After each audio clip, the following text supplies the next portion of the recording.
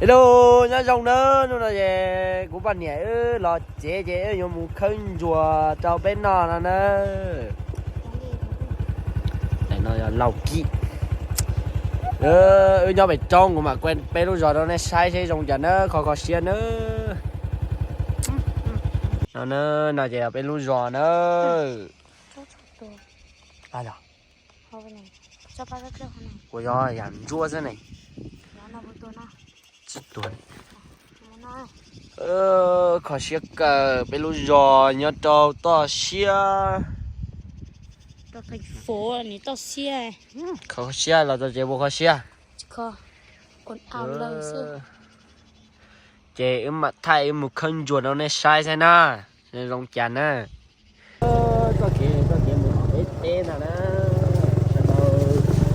do ý chẳng cái chào ta chi như mua như thế rồi rồi có mua rồi trên mua lỡ nó có xía đi rồi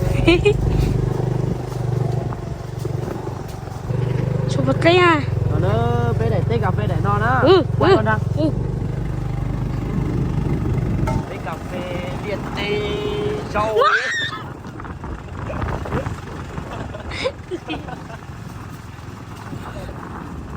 cà phê nhà mua đêm tài là chơi vô chủ tao tôn thua nữa cà phê khá phá lại đó là đó mà nó chơi cho hắn chúa oa nó cái chơi bộ lấy tổng cho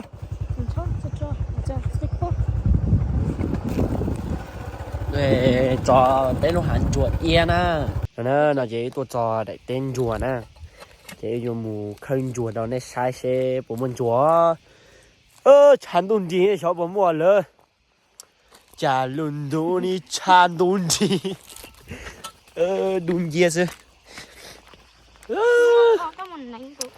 mình út tê vậy đun chia chứ như sai là bị đun là nên sao hại chả này ok ô thu đệ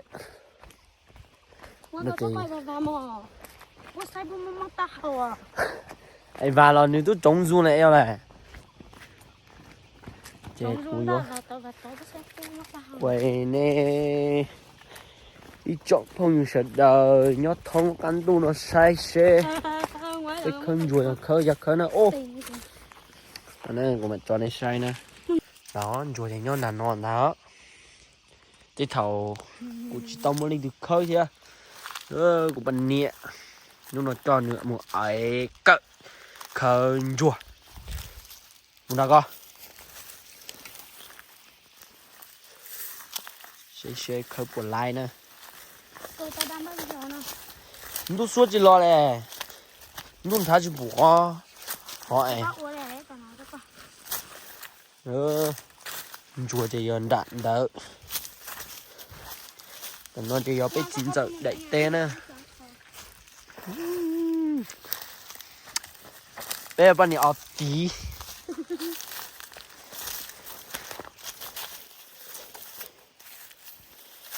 muốn đánh tới tôi là nó cho dù bao nó làm mua ra giống như dưa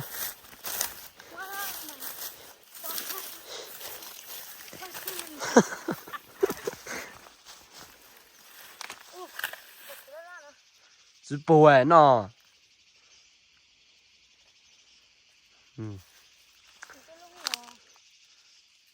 của bọn nhện nó chỉ bò chỉ của cho nên mù đánh tới tí mình ui lúa dù nó là nó hơn chê của tao nó lỡ đây là mù xì thay video đâu nè sai chứ ui dồi đi lỡ tu trời chê dù sáng chê dù tu vấn đề nó lỡ hẳn đâu thị ý theo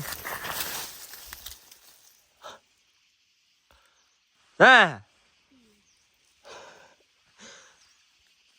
đầu đi rừng đúng không hả khất tay to lại nó có qua là quay cũng thán chua anh có quay anh tháo đó Cái đó to rồi. Đừng nói đến chê. Nhiều tao nọ. Ôi.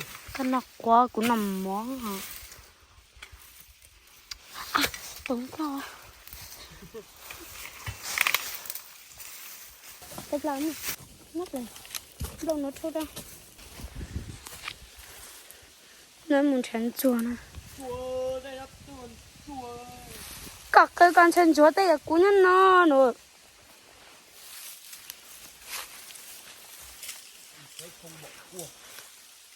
Ngon cái chỗ thành chúa.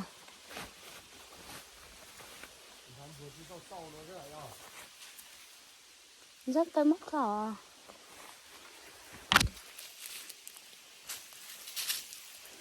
Mới tay mà trả lấy túa. Ôi. Mà chị bao không chùa này.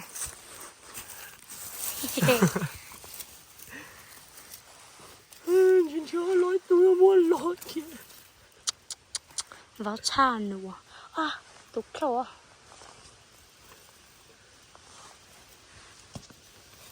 Tàu tôi lên nó à. Dùng trồng á.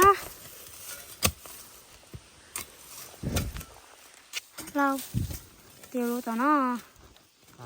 Tiêu luôn tao nó. Ủa.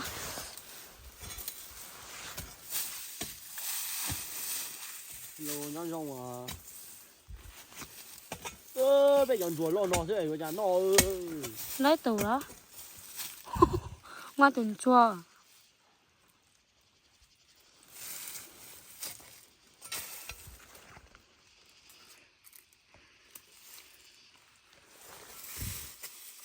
Các cái xe để xì họ chỉ muốn lo thế nên.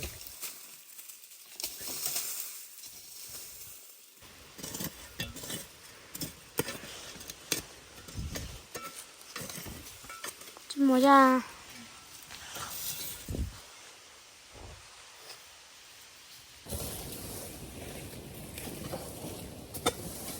Tôi chỉ có quẻ khẩn chùa. Có quan trọng chùa đấy mà. Có cái tên chú sự. Phải cho bác cái cho cái khổ thế nào.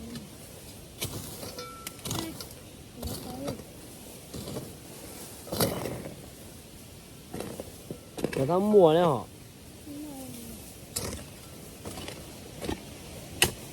Khẩn chùa tây sẽ bị. Nó mới lộn thế. Sẽ có bạn hiện chùa tua tới tại chồng thì tới tuổi ấy.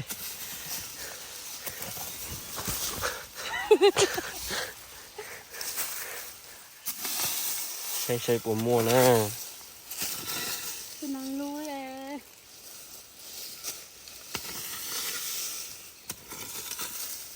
Không phải chùa đâu ạ. Không phải lệ. Không chùa.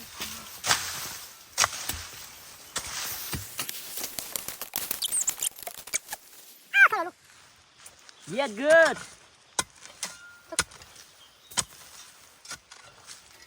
Được hết rồi nó.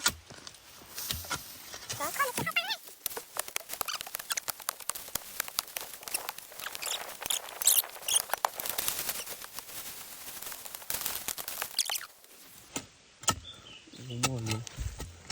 Đá gì? Lẩu cỏ. Tổ thoát. Nào nó sủa sút ra cái nó bao vừa. Mà bây giờ là ngọt nha mọi người nhé. Để tôi ăn cho chết. Bây giờ mông với hai là mông sẽ giỏi.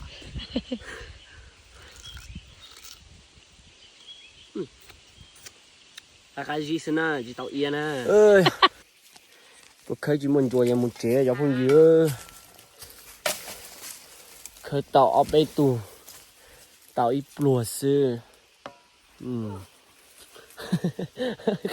Không phải chỉ có này. Chắc nói chè. Nhưng ba một chế thôi nó chỉ khơi nữa. Tôi chỉ tao lùa là. Quan nhẹ chè hế cú thế chị. cú chế cho bao hậu sợi ta uy thông luôn đi chế cái xưa lỡ Đấy, xong cái. nhớ tao hắn chuột tròn đi tao lùa là chỉ hệ chó thế kì với xíu một chế chỉ không chuột Wow, còn á nè. nè chán đông gì của bạn này chỉ tao đi là hay tiền tỏ tỏi chê đi Wow, phải có hai rồi mình rất là cái này mà.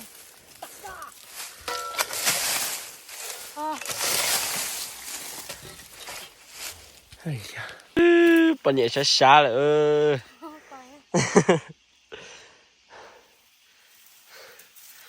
mà vị xa một lời chủ ua thế nè thảo to mà rong to thảo gì to mà chỉ tao đi rồi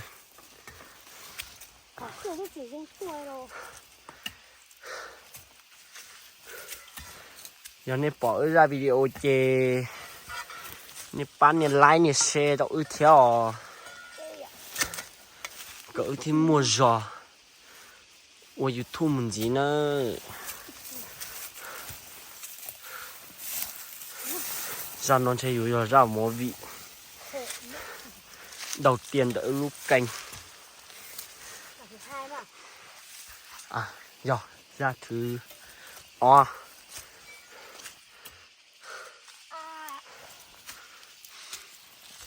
ra video mù lón cho chê sau lên nọ xưa mà xin chỉ đua trâu lưỡi ra hello